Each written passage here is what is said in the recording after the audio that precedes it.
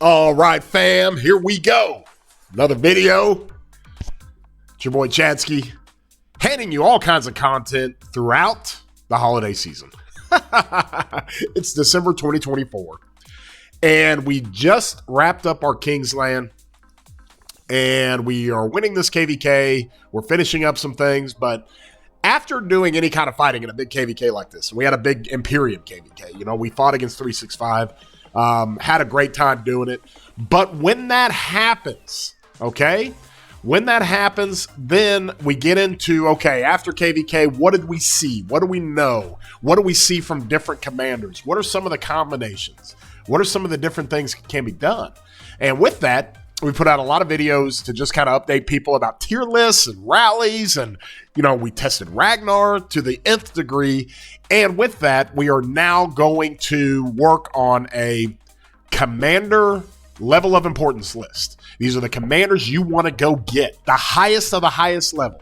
Okay. And then we'll go through some of the other commanders, and I will tell you exactly who and what and why. And I kind of cut through the BS a little bit, okay, because people will have certain opinions about certain things. I'm just going to tell you what my perspective is. I run a lot of calves, run a lot of infantry, and I run some archers, okay?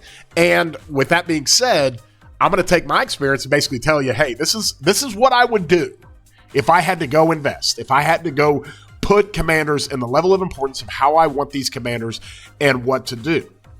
So with that, let's talk about a few of them, shall we? Because we just gotten the release of Philip, okay? And I messed around with Philip on my alt account. I've seen reports from Philip from the Chinese servers where he's been out for a little bit longer. I've seen reports in these servers that we're in on the international level of what Philip can do, and he's busted good, y'all. He is really, really good. Okay, and he's versatile. You're allowed to do a couple of things with him. I've seen the best reports from him when he has Luce behind him. And I understand this. I get this when Luce's behind him. You know why? Because in Artifact KVKs, I run Attila. Okay, now in the field, Attila doesn't provide much, right? He's prickly as all get out. And if anybody attacks him, he's going to give you good trades. However, I run Luce behind him because he amplifies Luce.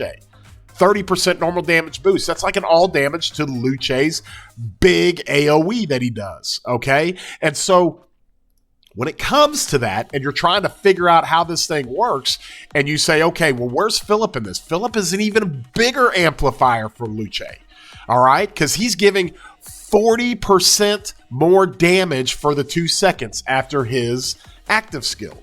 Well, you want to go give, and this was the other thing with Philip. He serves two purposes. Number one, he's an amplifier for your march. So putting a big damage dealer behind him is a big deal. And the other part of it is that he's an enabler for all your marches. Okay? And being able to lay out this buff to 4 of your other marches, including him, 5 marches total, is absolutely insane. It's great. Okay, it's a better buff than Trajan, and he also provides some things to where he's not going to trade bad. You can run him with one troop type. He does more damage if you run him with one troop type. Okay, if you run him with 2 or more troop types, all right, he's going to gain 5% march speed, which is great, and he's going to take 15% less damage. All right, but if you run one troop type, he just straight up deals 30% more damage. So when you put this guy in the field, whoever you put him with, however you run him, he is going to be an amplifier for the march he's in, and he's going to be an enabler for all the marches that he's buffing. So he's like Trajan. The easy thing to say is that he's like Trajan, but better as far as buffing other marches, and he doesn't trade bad. He's going to trade good, especially if you have him with the damage dealer. So you can run him in secondary, you can run him as primary, however you want to do it.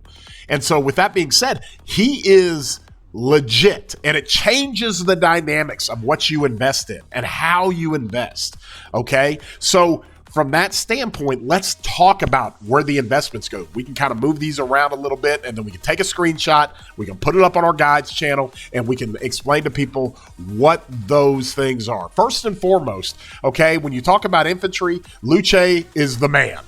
Like, he is so broken, y'all. He is so broken. He's so much further ahead than every other commander in the game. You can put him with Alex. He's amazing. I run him behind Attila. He's amazing. You can run him with Scipio. He's amazing. You can run him with Ragnar. He's amazing. And you can put him behind Phillip. He's amazing. He makes anything you run him with. He will carry anybody you run him with and make it a big. You put him behind Gorgo. He's amazing. You put him with William Wallace. He is busted amazing. Okay, it doesn't matter. He's the number one commander in the game.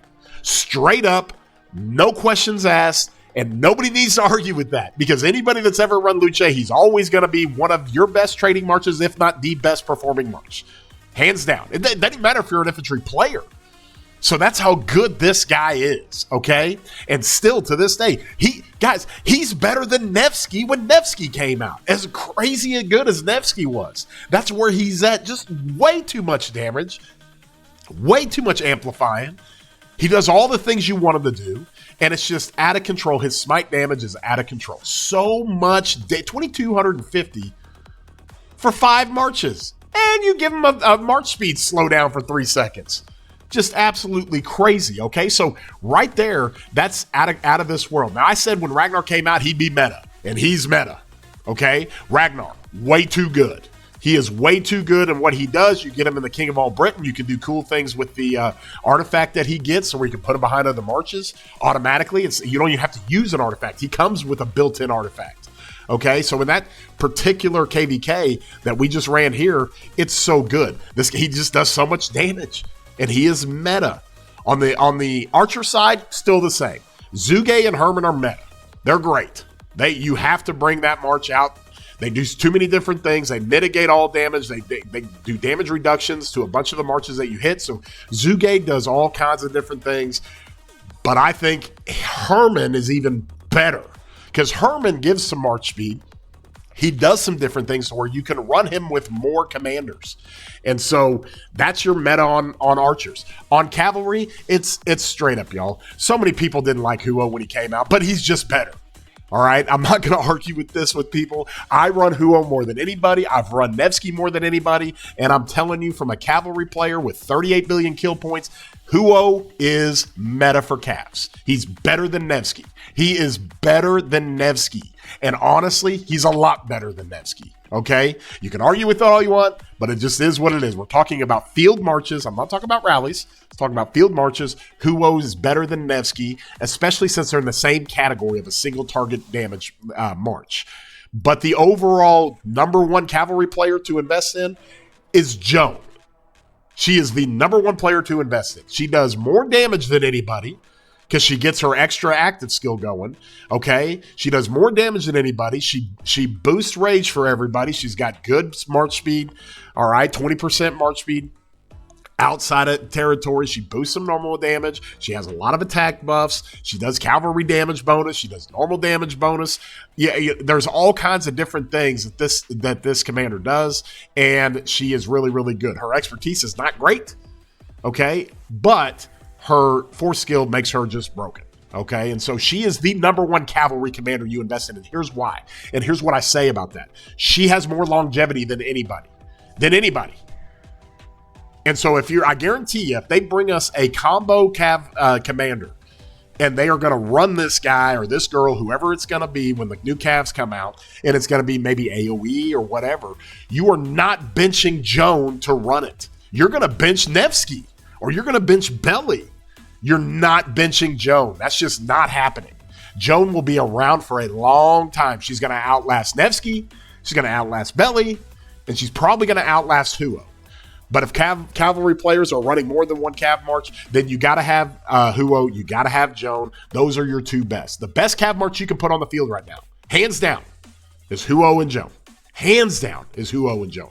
Don't try to convince me it's Nevsky Joan. Don't try to convince me it's Huo and Nevsky. No. Hands down, it is Huo and Joan. And just take it from somebody that's run it more than anybody.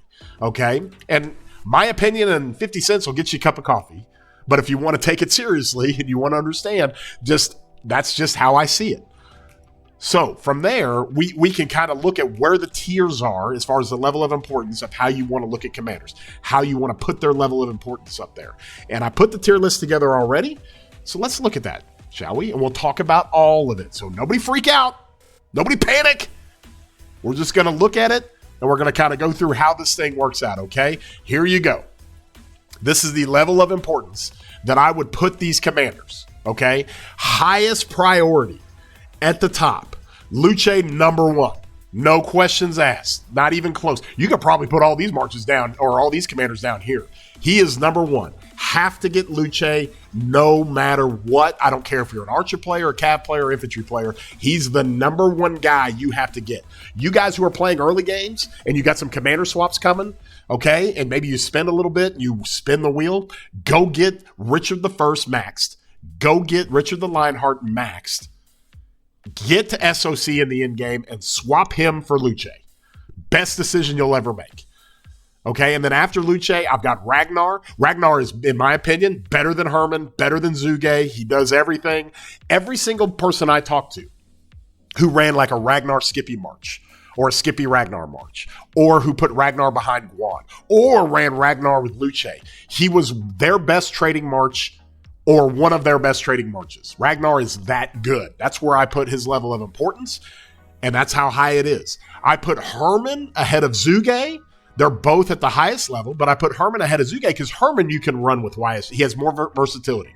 You can run Herman with YSG. You can run Herman with Shejar. You can run Herman with Ash. You can do different things with Herman, and I think he's going to have longevity in the game. As good as Zuge is, I think Herman will last longer in the game. He does a ton of damage. He's got the best debuff in the game when it comes to stacking up your skill damage and the poison stacks. He does too many things. He fires off more often. You can put him with cavalries and artifact KVKs. You can put him with infantry. You can do anything you want to do with this guy, and he is that important. And then you've got Zuge, right? And Zuge and Herman, there's no surprise that this matchup right here, this is your best infantry march, putting Ragnar with Luce, however you want to run that, putting Zuge and Herman together, and putting Huo and Joan together. Those are your best marches for each individual troop type.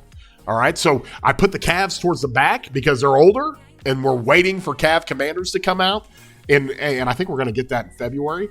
But that's how I would put Zuge behind Herman. And then I would put Joan as your number one Cav investment. Your number one Cav priority is Joan. And I'm going to keep Huo up here. I did have Huo down here, but no, he's too good. He's not falling off. Okay? And so that's your 6 commanders that are the highest priority to invest in. This is meta. It's meta. Every great kingdom, every great field fighting kingdom has all 6 of these guys. I'm just telling you. Okay, so now we're going to go down to the moderate level of investment or importance on how you want to look at it, the priority. And Philip is kind of a wild card, all right? Because he could easily be up here, but we're going to get more information on here. But from what we know now, I put him A1 at the moderately high priority. Okay, that's where I would put him. I got William Wallace. I think he's better than CPO. I think Ash could easily be moved right here with some of these guys. But I've got Ash here. I still have Nevsky here. I have Belly here, okay? And there's a reason why. And I'll get to you William lovers in a few, okay? I'm just going to tell you, Belly is that good. He's that good. He's kind of got a Huo effect. It took a while for people to really like Huo. And then when you realize how busted good he is in the field and how much damage he does and how he rapid fires his damage, he has turned into just such a great commander. Everybody runs him. And Belly is starting to turn the same way. Now that we've had him on the wheel a couple of times, now that people are starting to invest in him, they realize the 12% all damage debuff he does on the target is broken. You have to run it. And I put Shejar back here. I think Shejar's lackluster. Shejar you can do a lot of different things with. People are putting her behind Philip in some situations. People are putting Philip behind her. Okay, she does weird stuff because she does a lot of damage as primary. She does a lot of healing as secondary. And so, but it's almost like she's not a must-have or she's not a must-answer threat. Okay, if she's in the field and she's secondary to somebody, that march is just going to last longer. It has sustain. It doesn't mean it's tankier. It just has sustain. So I think she's good. I think she's good in the priority side of things, but I think she's also at like Belly level. Okay, she's good. And if you're an archer player, great.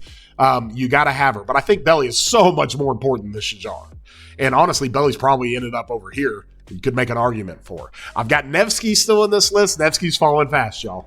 It's not, I'm just telling you, he's falling fast. If we get a great field commander for cavalry and it's a combo commander or it's a commander that's going to do a lot of damage, all right, and I'm going to run 4 cavalry commanders, I'm probably benching Nevsky. That's probably what I'm going to do. I know people will think I'm crazy. Joan, too valuable. Huo, too valuable. And for what I'm trying to do in my murder ball, Belly's too valuable. Okay, the damage has gotten caught up. The damage Nevsky used to do, now everybody does. All right, so Nevsky's shelf life as a top 4 cavalry commander is coming to an end. I'm just telling you, it is. Okay, your minimum priorities down here are a little bit different. All right, there's a surprise here. Guan, minimum priority. Okay, if you don't have Guan, you don't need to invest in them and worry about it. If you want one wedge skill damage infantry march, it's Ragnar CPO. So Guan falls out. All right. I put Alex and YSG in the minimal priority because you can get these early in the early games and they're great in the late games. But you don't want to invest in that now. You can do a little bit of things. If you want to run dailies for Alex or if you want to run dailies for YSG, that's fine, but I think other commanders are better. That's a minimal priority. I put Gorgo in this because Gorgo has some value.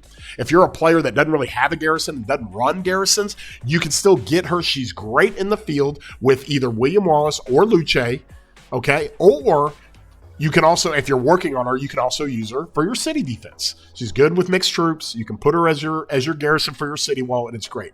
Here's the kicker. Okay? And here's what everybody needs to understand about Attila. Attila is old. This isn't just for the fact that I love Attila, and I love him. I love him. I think he's the greatest commander in this game. But the reason why we put Attila here as minimal priority, and he's not just no, is because, guys, something's about to happen in the game, and I don't know if you noticed this or not, but everybody is predicting we're going to get combo commanders for cavalry. We have the Delta formation. I'm already working on my Delta formation. The Delta formation enhances 10% more combo attack damage. It enhances combo attack. The codex on Delta, you can see some of these special inscriptions are crazy. They're not going to give us a formation of combo and then not give us a combo commander. Okay, and here's what's crazy about combo damage. All right, there's only one commander in the whole game that has combo damage. It's Luce, which is kind of weird, but it is a small amount of combo damage. Okay, where is it at? Here it is. Whenever their troop launches a basic attack, 25% chance to deal extra smite damage. All right, you go to his expertise, and here's where it is. If this commander's troops is on the map, whenever the troop launches a basic attack, it has a 25% chance to launch an extra combo attack. Okay, read this. Everybody read this. Extra attacks triggered by basic damage due to the effect of certain skills.